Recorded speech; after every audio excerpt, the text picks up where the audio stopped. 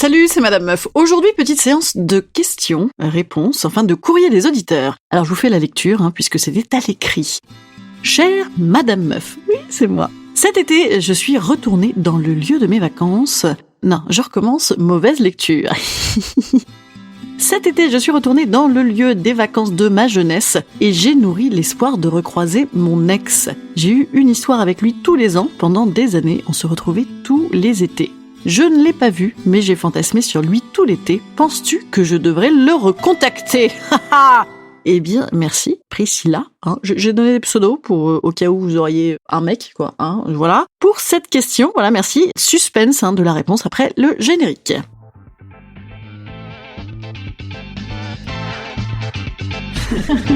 Salut, c'est Madame Meuf. Et bam.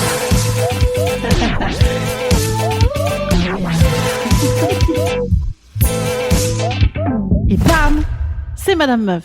Alors, cher ami, la réponse est non. Voilà, je sais, c'est un excellent argumentaire, vous me connaissez, évidemment, je continue. Non, et pourquoi? Eh bien parce que figure-toi que moi, qui ai roulé un petit peu ma bosse et multiplié les pains pour en faire des expériences de vie enrichissantes, à donner en héritage et en partage à tous, bien sûr, c'était pour ça. J'ai également moi-même donc une tripotée d'ex qui pourrait ressembler un petit peu au tien, du style l'ex de la mignonitude, là, de la jeunesse, de la galoche incessante, du frotti-frotta sur la plage, et surtout l'ex tellement lointain qu'on ne se rappelle de lui que comme d'un mec de 20 piges, donc jeune et fringant. Et ben bam, imagine maintenant, il est dégueulasse.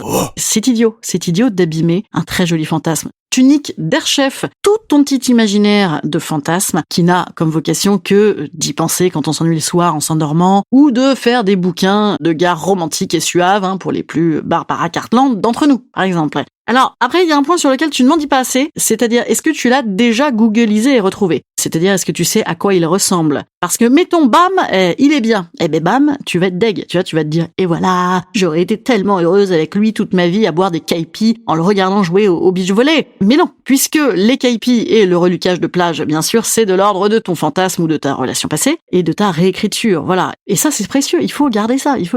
Des souvenirs pour en faire des petits rêves suaves. Mais en vrai, tout bellâtre puisse-t-il être aujourd'hui, moi je te garantis, le mec fait quand même de l'iPhone au plumard tous les soirs, c'est certain, je veux dire. Et ça, c'est pas fantasme, ça, tu vois, c'est pas fantasme. Bref, moi je te propose d'en croire mon expérience, chère Priscilla, folle du désert, parce que moi, pas plus tard qu'il y a un mois, figure-toi, je me suis retrouvée par hasard, face à face avec un de mes ex préférés. Le mec avait une barbe de nain de jardin, voilà. Mais c'est pas le tout. Il avait également un discours complotiste et un enfant en pagne sur les épaules. Alors en plus que l'enfant avait 10 ans, un truc comme ça, je veux dire, peut-être à un moment, faut arrêter d'avoir des grandes personnes sur tes épaules. Voilà. Eh bien, voilà, maintenant ça me gâche un petit peu mon fantasme, parce que souvent, moi, lui, par exemple, j'avais le plaisir de l'imaginer sur un voilier, le muscle tendu, en train de faire des photos sexy de moi. Ou alors de l'imaginer, bam, je tombe sur lui par hasard dans Paris, comme si rien n'avait changé, et que finalement il reviendrait ici pour moi, et il serait atteint d'une grave maladie, mais grâce à notre amour, finalement il en survivrait. Enfin bon, des petits fantasmes basiques comme ça. Ouais, j'ai des petits fantasmes un petit peu omnipotents. Voilà, n'en parlons plus. Eh ben non, je l'ai recroisé, effectivement par hasard, tout avait changé. Et maintenant, pour le remettre dans mes fantasmes, vas-y, tu vois, avec un mec qui ressemble physiquement au père Fouras et intellectuellement à Didier Raoult, c'est chaud quand même, Qu'est-ce que tu veux que j'en fasse? Ça me nique un fantasme, voilà, c'est idiot. Donc non, ne le rappelle pas. Tu me diras quand même. Instant conseil. Instant bien-être. Je vous conseille globalement de, bien évidemment, tout de même maintenir un petit cheptel d'ex sous le coude, sait-on jamais. Mais pour les plus précieux, moi je dirais gare. Parce que souvent, un lointain souvenir, c'est plus joli. À moins que vous vous remettiez ensemble et bam, l'amour et bam, incroyable. Alors là, par contre, moi je n'ai pas de garantie matmut, les gens. De toute façon, vous ferez bien ce que vous avez envie de faire et vous aurez bien raison, puisque le principe du conseil, c'est que ça n'est que l'avis de celui qui le donne à partir de sa vie à lui. Voilà.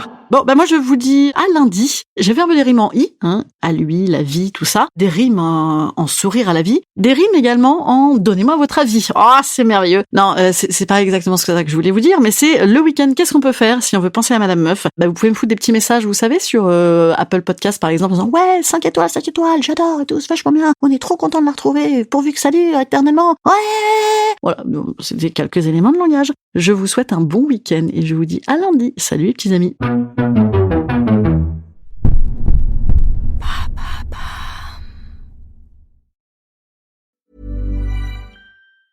Hey, this is Trevor Shand from Bloody Disgusting's Boo Crew podcast. There's a streaming service that has undeniably changed our lives as horror fans. It's called Shudder. It's got an unbeatable selection of everything in the genre, from thrillers to the supernatural, Hollywood favorites, cult classics, and exclusives from the most exciting and adventurous creators in the space that you're not going to find anywhere else. It's uncut, commercial-free. We have discovered so many of what have become our all-time favorites on Shudder. Psycho Goreman, original series like the legendary Greg Nicotero's Creepshow. Sign up at Shudder.com.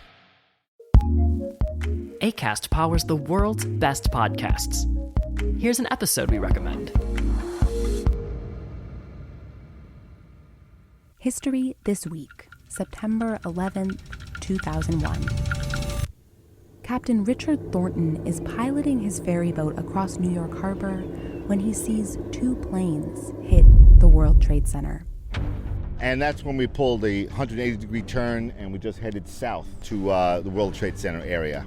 Soon, countless other ferries, tugboats, and pleasure crafts join him. All available boats. This is the United States Coast Guard.